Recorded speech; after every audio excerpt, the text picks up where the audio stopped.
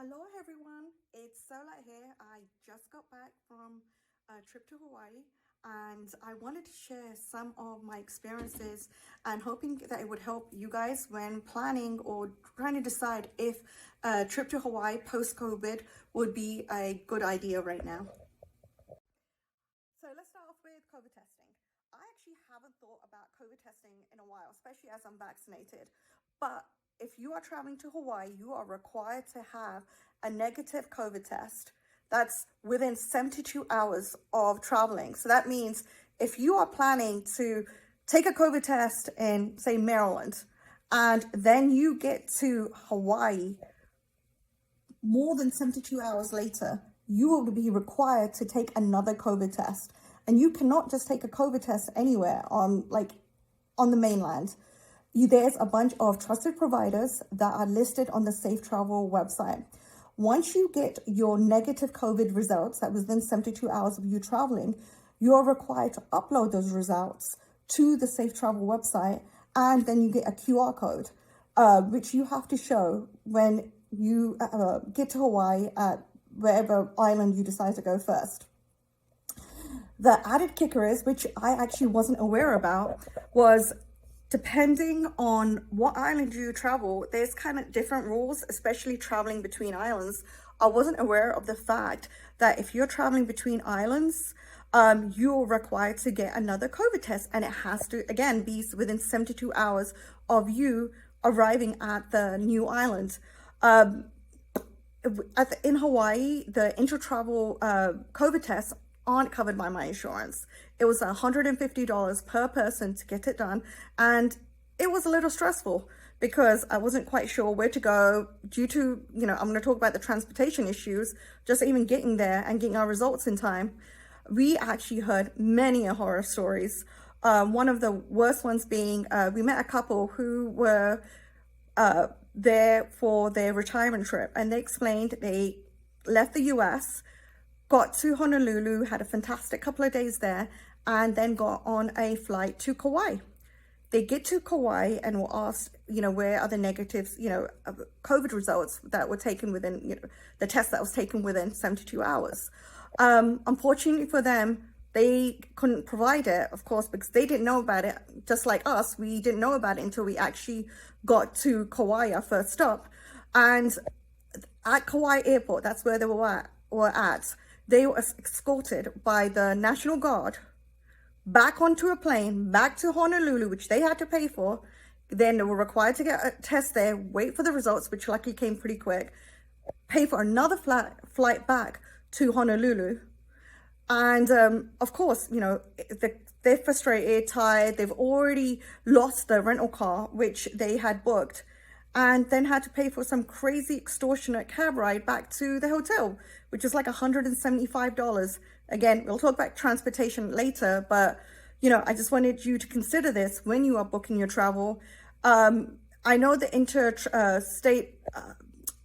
the inter-island travel rules are changing on June the 15th, but, there still might be some other problems that still exist, and people should account for them. Okay. Let's talk about these masks. I actually thought masks were a thing of the past. Of course, you have to wear them around unvaccinated people, and you're being, it's certain situations where a mask is needed. We all understand that. But pretty much according to the CDC guidelines, if you are vaccinated, which I am, you are not required to wear a mask unless you are traveling in Hawaii, even though Hawaii is part of the United States. Everyone over the age of 5 is required to wear a mask. I'm not going to lie here. It was kind of rough sometimes, especially in places where it wasn't air conditioned, which was a lot of places, even in public areas, even outside, you are required to wear a mask. I got yelled at multiple times, and, especially the times where I just needed a breather. I was too hot. I needed to take the mask off. It's definitely worth considering if you have had an issue wearing a mask. Hawaii may not be the best place for you to visit right now. So let's talk about something really important to me, especially to me, food. Anyone who knows me knows I'm a foodie. I have even a food blog that is called Brit Foodie. Dining, talking about food, the whole experience, the ambiance is very important to me when on vacation. And that was one of the biggest fails for me, especially in Kauai. When we got to Kauai after 16 hours of travel, it was close to 7 p.m., which was 1 a.m. East Coast time. We were starving. On the planes, we only had, nothing substantial with snacks. And the last real meal we had actually had on the East Coast, breakfast before we had gotten to the flight really early in the morning. Unfortunately, the layover in Honolulu, there wasn't many restaurants that were open. So by the time we actually got to Kauai, we were starving. We got to our gorgeous resort, and the staff, who greeted us were absolutely lovely.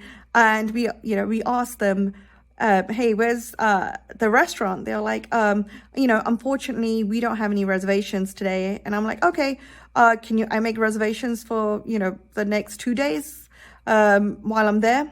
And they said, unfortunately, we don't actually have reservations available for the rest of the week.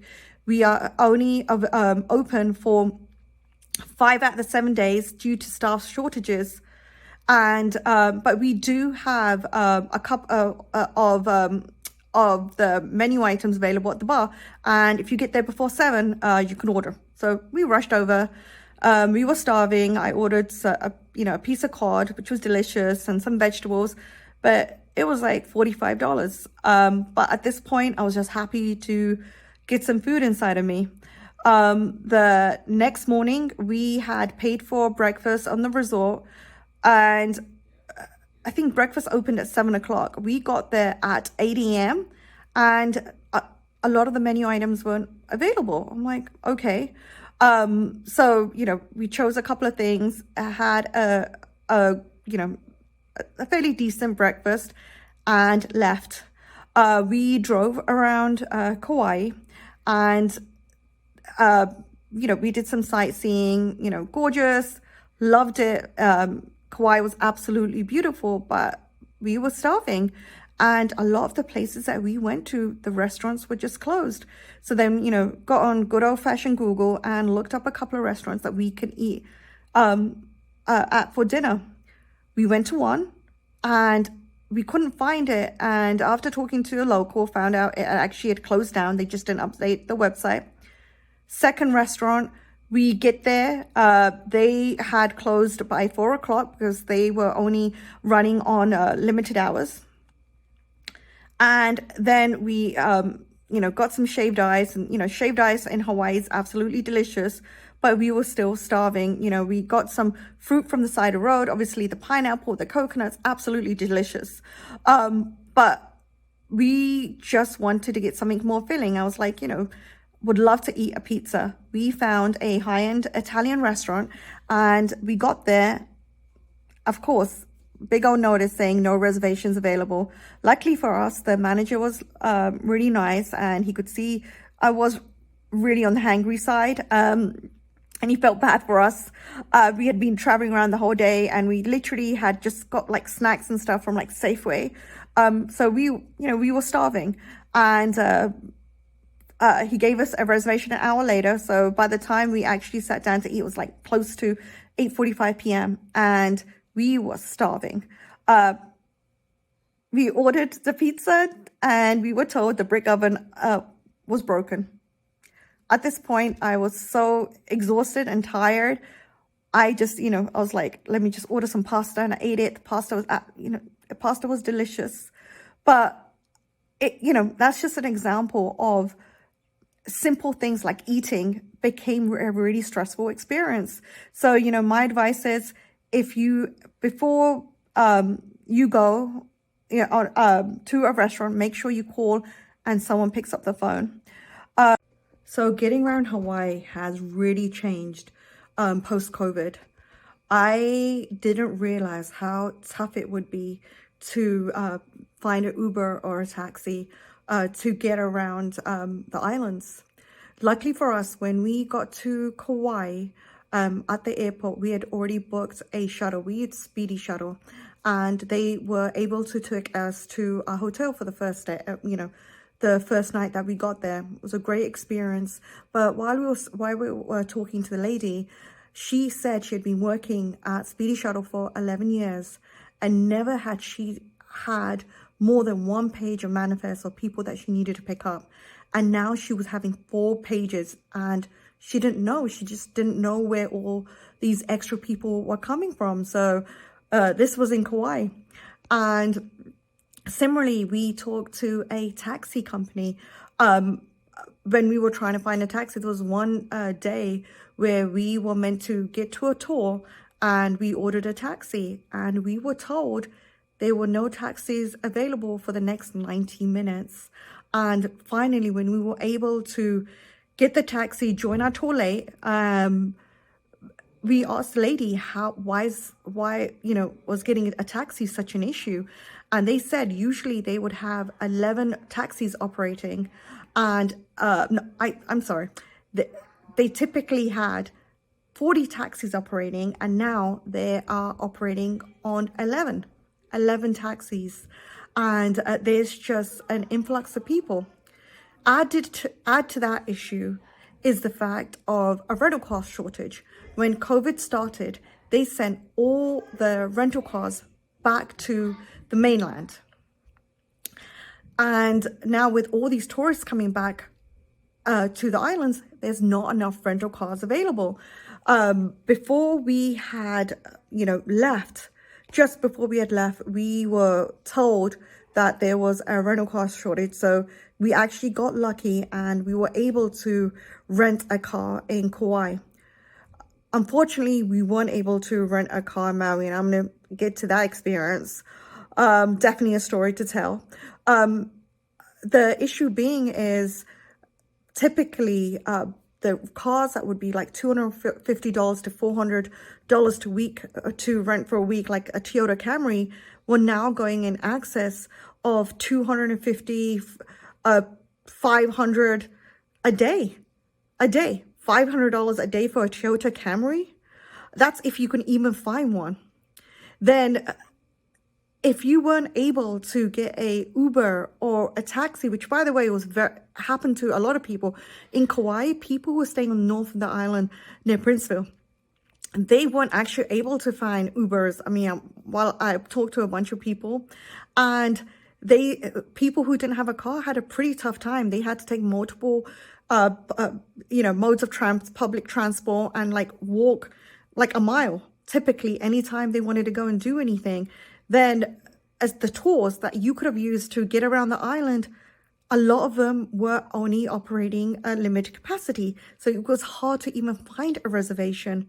So when we got to Maui, my husband rented a U-Haul, one of those big U-Hauls, to get around because we couldn't find a rental car.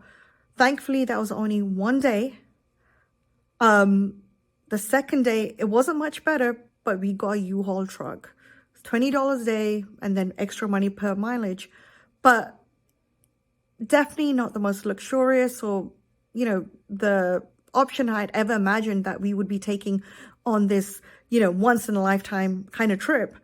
It definitely was an experience, and it will be once in a lifetime for me. There was nothing wrong with the U-Haul, but like driving it on to the Road Tahana, which has over, I think, 620 turns in Maui, it was not comfortable. I mean, I think for any normal person, they would have to take some Dramamine. I was ready to barf. But anyway, we were just thankful to get one. And then when we returned the truck to U-Haul, we were told that the U-Hauls were booked until August. And even now, when I was checking the prices for, Kauai, I couldn't find a rental car. And for Maui, they were now in 2 weeks' time, they dropped to $250 a day.